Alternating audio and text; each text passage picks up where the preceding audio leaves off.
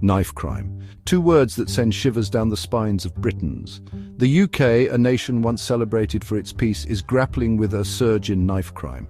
This isn't just about statistics, it's about lives tragically cut short, families torn apart, and communities living in fear. However, knife crime affects us all. We need to understand its roots, its impact, and most importantly, how to stop it.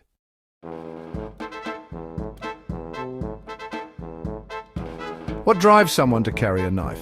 It's a question that has plagued policymakers, law enforcement, and communities for decades. The rise in knife crime is a complex issue with deep roots in social inequality, poverty, and a lack of opportunities.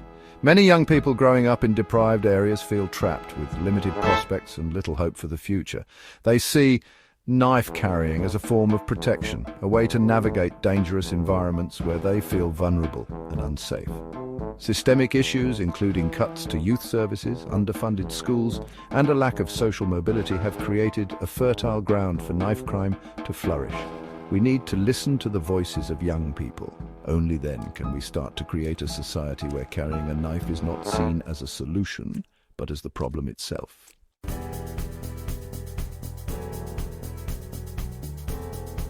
Tackling knife crime is not just the responsibility of the police or the government. It requires a collective effort from all of us. We must challenge the normalization of knife carrying.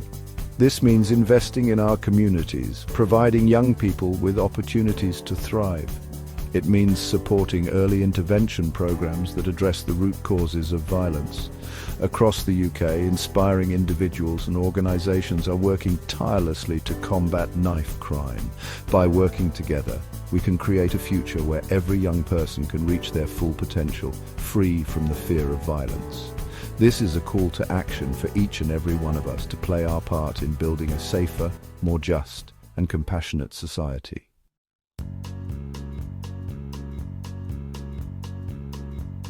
The presence of knives in British society is woven into the very fabric of its history. Far from being a modern phenomenon, knives have long held a dual role, both as tools and weapons, their significance shifting with the tides of time. In centuries past, carrying a blade wasn't necessarily a sign of malice, but often a necessity.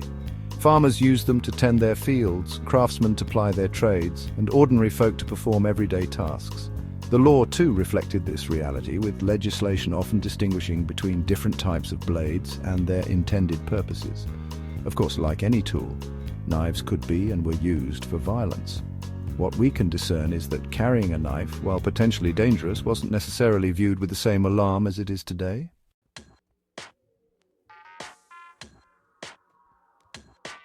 The landscape of knife crime in Britain began to shift palpably in the aftermath of World War II. The social and economic upheaval of the period, coupled with the return of traumatized soldiers, contributed to a rise in violent crime, including that involving knives. The razor blade, a readily available and easily concealed weapon, emerged as a particularly notorious tool of aggression. Teddy boys, a subculture of young men known for their Edwardian-inspired clothing and rebellious attitude, were often associated with razor violence, their clashes becoming a source of moral panic in the 1950s. Yet, it's crucial to avoid painting an entire generation with too broad a brush. This period marked a turning point where knife crime began to be seen less as an unfortunate byproduct of everyday life and more as a distinct social problem requiring specific attention.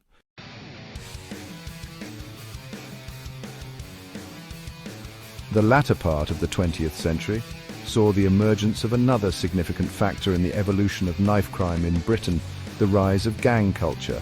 As cities grew and social divisions deepened, gangs emerged, often along territorial lines, vying for control of the drug trade and other illicit activities. Within these groups, carrying a knife became not just a means of protection, but also a symbol of status and a tool for enforcing power. The language of violence escalated, with knives used to settle scores, protect turf, and instill fear in rivals. The media, often accused of sensationalism, played a role in shaping public perception, with headlines screaming about feral youth and wilding fueling a sense of fear and helplessness. It was during this period that the government began to take more proactive steps to address knife crime, introducing tougher sentencing guidelines, investing in law enforcement, and implementing social programs aimed at diverting young people away from gangs.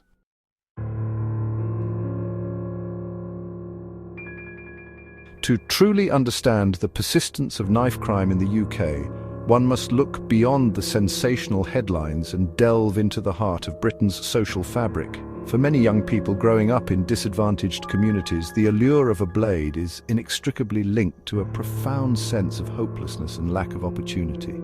Years of austerity measures, coupled with rising income inequality, have created a chasm between the haves and the have-nots.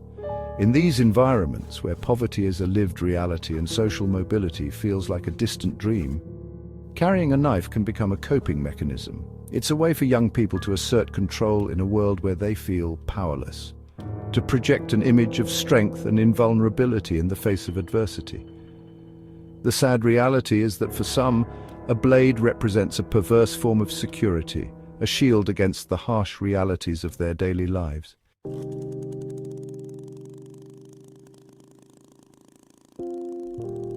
The seduction of status knives as symbols of power and fear.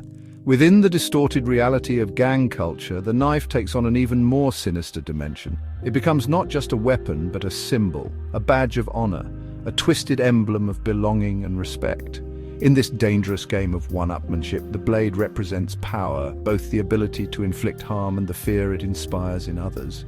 The pressure to conform within these groups can be immense, particularly for young people searching for identity and acceptance. Carrying a knife becomes a rite of passage, a way to prove their loyalty, to silence their doubts, and to numb the fear that gnaws at their insides. The consequences of this seduction are devastating.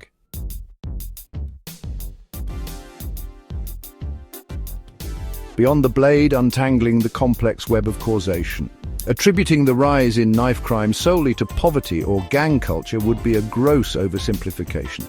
The erosion of youth services, the closure of community centres, and the lack of investment in early intervention programs have all played a role in creating an environment where violence can flourish. The glamorization of violence in certain aspects of popular culture, coupled with the easy availability of knives online and in some stores, has also contributed to the problem. Addressing this complex problem requires a multi-pronged approach, one that goes beyond simply increasing police presence or imposing harsher sentences. We need to invest in our communities, to provide young people with opportunities to thrive, to offer them hope for a brighter future.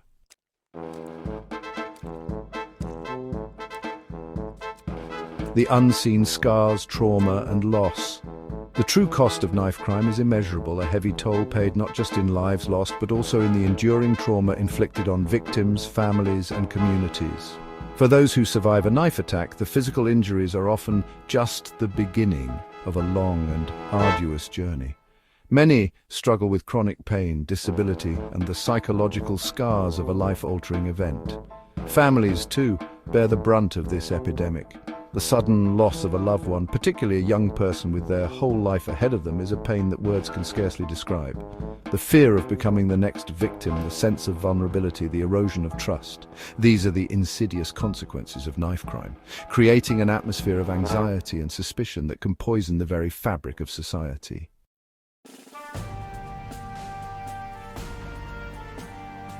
It's all too easy to become desensitized to the statistics, to see knife crime as just another grim headline in a world saturated with bad news. But behind every number there's a name, a face, a story that deserves to be told. Take, for instance, the story of Leanne, a bright, bubbly teenager with a contagious laugh and a passion for music.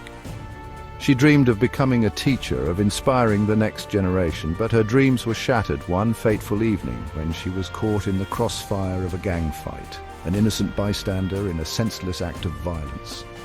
Or consider the case of David, a talented young artist who used his art to escape the grim realities of his inner-city neighborhood. These are just two stories among countless others, each one a poignant reminder of the human cost of knife crime.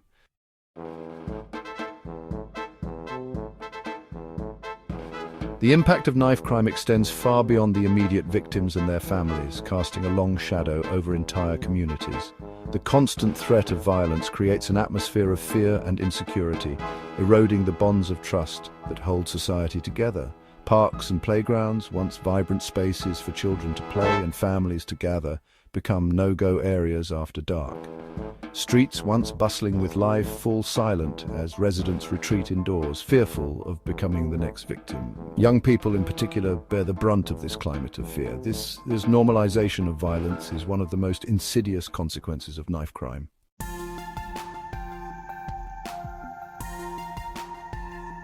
The fight against knife crime cannot be won on the streets alone. It demands a proactive, multifaceted approach that tackles the root causes of violence.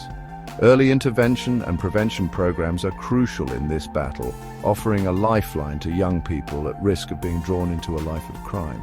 These initiatives take various forms, from mentoring schemes that pair vulnerable youth with positive role models to educational workshops that raise awareness about the dangers of knife crime and provide conflict resolution skills. Some programs focus on providing opportunities for personal development, fostering self-esteem and resilience through activities such as sports, music, and art. Crucially, early intervention works best when it's embedded within the community, involving families, schools, and local organizations. By creating a supportive network around young people, these programs can help them navigate the challenges they face, build positive relationships, and make choices that lead them away from violence. Investment in these initiatives is not just a moral imperative, it's a social and economic necessity. Every pound spent on preventing knife crime saves countless pounds in the long run, reducing the burden on the criminal justice system, the NHS, and the wider society.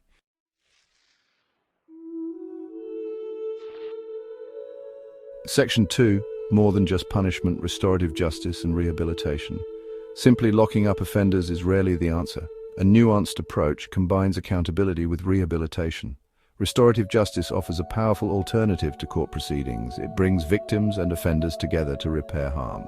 For victims, it provides closure and empowerment. For offenders, it can spark genuine remorse and change. Rehabilitation within the justice system is vital. It should address the issues that led to offending. This includes education, training, and substance abuse help. Developing essential life skills is crucial. Investing in rehabilitation reduces reoffending and gives second chances. It's an investment in a safer future for everyone.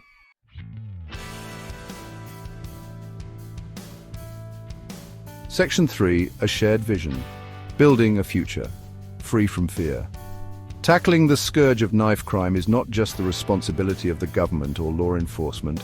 It requires a collective effort from all sectors of society. It demands a shared vision, a commitment to creating a future where young people feel safe, valued, and hopeful. Parents, educators, community leaders, and policymakers all have a role to play in shaping a culture that rejects violence and embraces dialogue and understanding.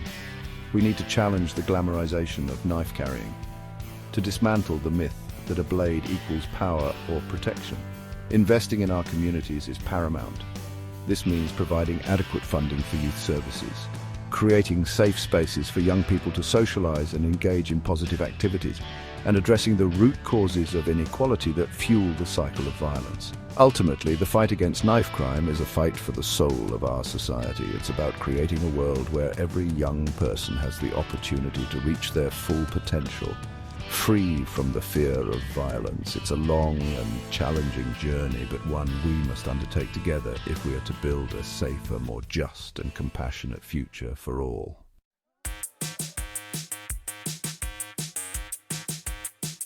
Section 1. A shared hope for a brighter tomorrow. This journey through the heart of knife crime in the UK has been a sobering one, a stark reminder of the complex challenges we face as a society. We've delved into the historical roots of this issue, tracing its evolution from a time when carrying a blade was commonplace to the present day, where it's become a symbol of fear and a weapon of choice for some. We've confronted the grim statistics, each number representing a life tragically cut short. We've heard the heartbreaking stories of victims and their families, their lives forever scarred by the trauma of knife crime. And we've examined the social, economic and cultural factors that contribute to this epidemic. But amidst the darkness, there are glimmers of hope. Across the UK, dedicated individuals and organisations are working tirelessly to combat knife crime. We've seen the power of early intervention programmes that provide support and guidance to those most at risk. We've witnessed the transformative potential of restorative justice, bringing victims and offenders together to heal and find a way forward. These efforts, while commendable, are not enough. Tackling this complex issue demands a sustained, multifaceted approach, a collective effort from all sectors of society.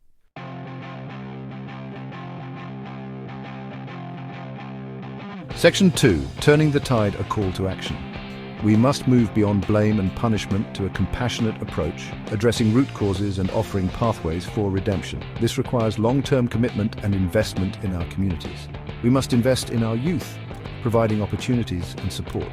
This means funding youth services and ensuring quality education for all. We must address social and economic inequalities. Tackling poverty and promoting social mobility is essential. We must challenge the normalization of violence. Promoting positive role models and celebrating diversity is key.